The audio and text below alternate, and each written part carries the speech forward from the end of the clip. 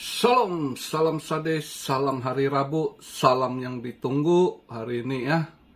Para pelaku pasar semua pada nunggu hari ini, malam ini ya. FOMC meeting dan keputusannya gimana, Fed Fund Rate, dan juga semua juga nunggu Mbak Jerome Powell speak ya. Sebelum kita bahas ke sana, kita lihat dulu marketnya.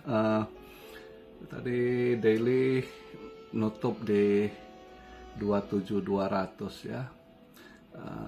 Dibanding semalam agak drop dikit. Market cap semalam sempat ke 1,08 triliun. Ini drop balik ke 10,7 triliun. Volume juga agak drop ya. Volume 27,8 billion, turun 6,99%, hampir 7% ya. Dominance menguat balik, BTC dominance di 49,2%. Tadi pagi sempat 49,1, ya lebih kurang di situlah. Tapi fear dan greed ada mengalami kenaikan netral di 42%, ya. Kelihatan market masih positif lah ya. Ini saya buat video BTC di 27.142, ETH di 1.639, BNB 216, XRP di 52 sen. Oh lumayan juga dia ya, naik 2,5% ya. Cardano 25 sen, Toncoin $2.53 sen.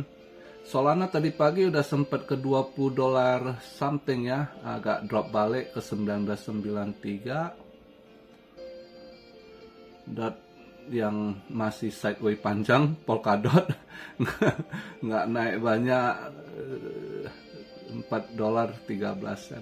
Polygon lumayan, Polygon udah di 54 sen ya, ada naik 2,2%.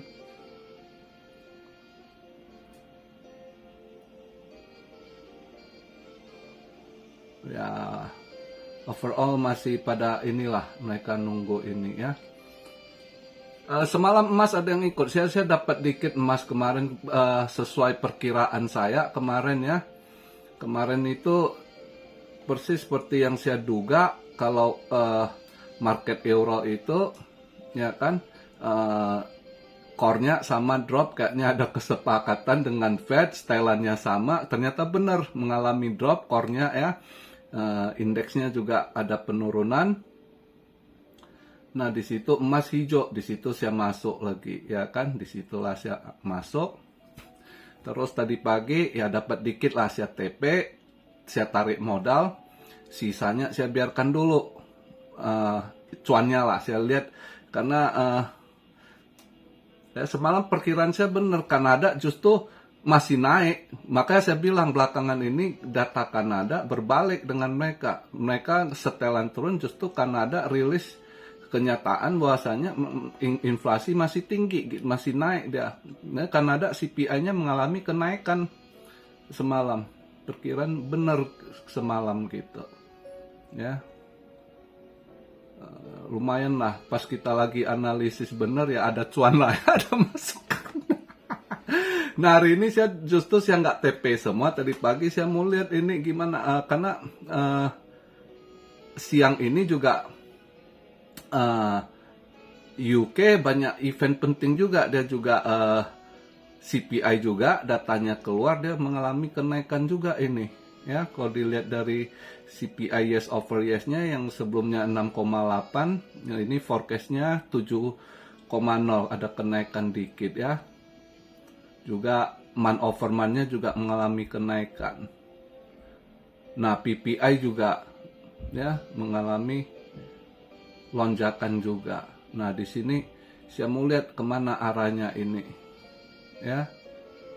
Nah kalau nggak sesuai harapan saya, ya mungkin saya sisanya lihat nanti TP atau gimana. Tapi ya lihat malam ini, biasanya event-event begini yang kita hati-hati gitu. Bisa aja bandar jadi acuan saatnya buat squeeze makan, ya kan, entah atas atau bawah di mana berat. Tapi anyway, hari ini saya pakai baju hijau, ekspektasinya setelah FOMC ini hari ini market kripto harus hijau gitu, ya kan. Itu yang kita harapkan. Nah, malam ini sebelum FOMC yang agak ini nanti ngaruh ke dolar bentar, mungkin bisa aja market volatile jam 9.30 crude oil inventory ya. Ini oil juga lagi pembahasan, ini lagi panas-panasnya juga. Si Biden dikentutin sama Putin sama OPEC gitu, diketawain dia sekarang. Jadi dia kemarin itu dia mau dia dump harga oil waktu hari itu ya. Nah, ternyata gobloknya strateginya salah, justru dia melemahkan pertahanan negaranya sendiri gitu, stoknya gitu. Nah, ini Putin sama OPEC mainkan balik, harga minyak naik kenceng gitu ya. Inilah udah hancur di tangan Biden Amerika. Hancur sekali lah pokoknya ekonomi. Ya kan kita lihat, makanya saya bilang market masih harus hati-hati, walaupun berita-berita si Janet Yellen mau bilang mereka udah baik, udah bagus, ekonomi akan soft landing. Jangan percaya, fakta-fakta data yang ada itu nggak sesuai yang mereka, misalnya debt-nya itu naik lagi gitu. Ya kan, hutang negara mengalami kenaikan yang gila signifikan. Yang sebelumnya 32 triliun itu dalam 3 bulan ini hutangnya naik 1 triliun jadi 33 triliun. Nggak main-main itu. Dalam 3 bulan hutang naik 1 triliun dolar. Lu kira daun pisang apa? Gila itu. Nggak, masih harus hati-hati. Ya kan, efek daripada ini. Nah, yang di ini orang tunggu itu ya nanti mulai jam 1. Ya kan, jam 1 malam, di situ mereka interest rate projection, first yes, ya kan, second yes gitu. Nah, terus ujungnya ya jam 1 itu FOMC statement ya. Economy projectionnya, terus FO statementnya. Ini perkiraan tidak ada naik ya. Di ini juga sebelumnya 550 ya kan. Ini juga forecastnya 550 gitu. Jadi enggak ini.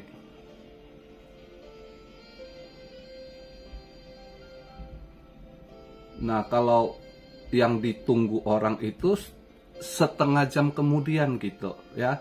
Itu FOMC press conference. Nah, disitulah yang ditunggu orang, apa yang akan disampaikan sama Mbak Jerome Powell. Nah, karena pertemuan di September ini itu dia harus memberikan arahan proyeksi, mereka harus paparkan juga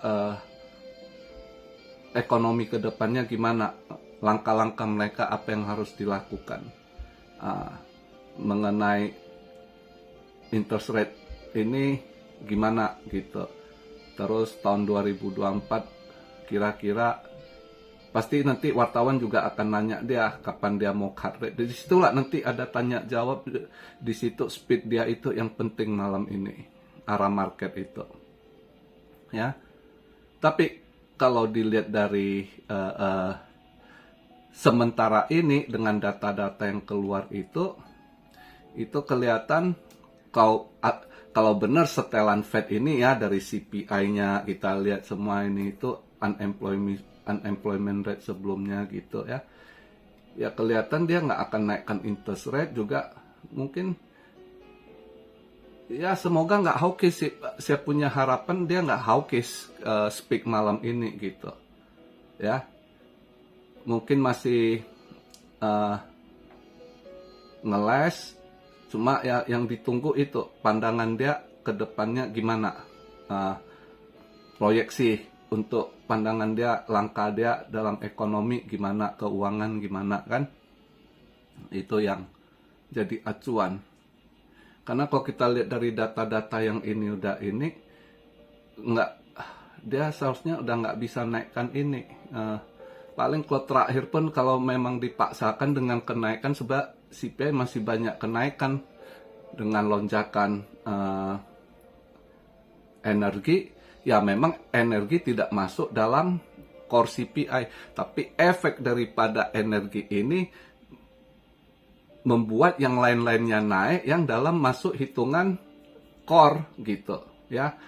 Dari efeknya itu, efek dari energi ini yang mengakibatkan hal-hal lain, inflasi, transportasi ya kan, produksi nanti ya kan, industri,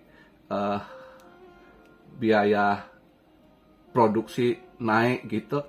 Itu yang nanti akan efek masuk ke core CPI. Memang energinya nggak hitung core, tapi efek dari kenaikan energi ini yang beruntung yang masuk kategori core nanti akan mengalami kenaikan. Karena core selama ini sangat stick. Core CPI ini sangat stick, sangat sulit turun. Jadi hitungannya ini dia selalu ngomong, dia kan targetnya core. Dia targetnya core itu turun sampai 2%. Selalu di mana dia speed terakhir di Jackson Hole juga masih itu. Dia punya target harus bisa ke 2%. Itu core CPI, bukan indeks ya. Nah, kalau core-nya sampai ke 2%, sedangkan sekarang core-nya masih di kemarin itu 47 ke 43, itu masih double. Ya, dari target dia 2%, dia masih 4, sekian, berarti masih double itu. Ya. Nah, jadi maka itu gimana langkah selanjutnya itu yang orang tunggu, apa yang akan dia sampaikan malam ini, speak-nya gitu ya. Nah, dan juga kalau lihat 2 minggu belakangan ini dari beberapa anggota FOMC ataupun Presiden Fed yang dari Minnesota lah ya, Minneapolis, atau yang dari yang mana tuh, ada beberapa yang masih hawkish juga, masih pengen naikkan ini interest rate. Tapi kemungkinan di November, banyak yang perkirakan November.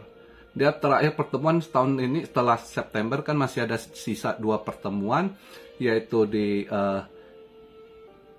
terakhir di 1 November ya kan, dan yang terakhir Desember berapa, 12-13 Desember kalau nggak salah ya. Nah, di prediksi itu kemungkinan di 1 November itu masih mungkin akan dinaikkan lagi 0,25%. Itu yang para pakar lihat. Dan ekonomi Amerika ini masih akan dalam tekanan, akan anjlok ya, karena efek dari Fed Fund Rate ini ya bukan seketika, kayak dia udah dalam proses ini ya, satu-satu bangkrut, satu-satu anjlok gitu. Oke.